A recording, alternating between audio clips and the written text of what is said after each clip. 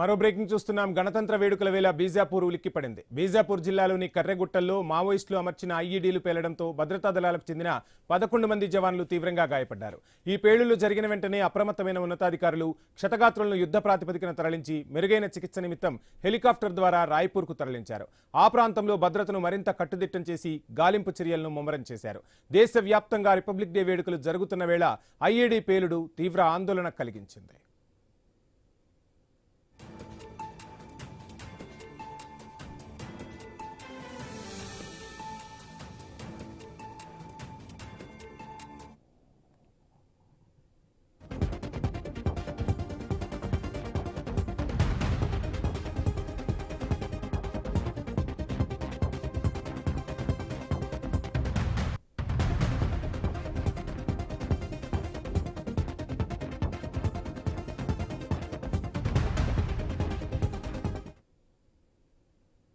మరో బ్రేకింగ్ చూస్తున్నాం. మావోయిస్టుల కంచుకోటలో తొలిసారి త్రివర్ణ పతాకం రెపరెపలాడింది. ఛత్తీస్గఢ్లోని బీజాపూర్ జిల్లా కర్రెగుట్టలో జాతీయ జెండాను ఆవిష్కరించారు. తడపాల పోలీస్ క్యాంపులో గణతంత్ర వేడుకలు ఘనంగా నిర్వహించారు.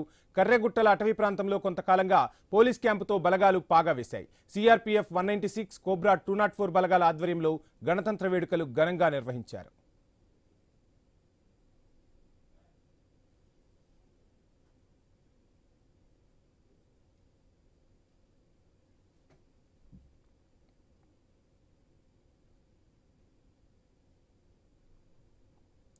మావోయిస్టుల కంచుకోటలో తొలిసారి త్రివర్ణ పతాకం రెపరెపలాడింది. ఛత్తీస్గఢ్లోని బీజాపూర్ జిల్లా కర్రెగుట్టల్లో జాతీయ జెండాను ఆవిష్కరించారు.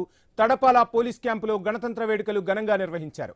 కర్రెగుట్టల అటవీ ప్రాంతంలో కొంతకాలంగా పోలీస్ క్యాంపుతో బలగాలు పాగా వేశాయి. సిఆర్పీఎఫ్ 196, కోబ్రా 204 బలగాల ఆధ్వర్యంలో గణతంత్ర వేడుకలు ఘనంగా నిర్వహించారు.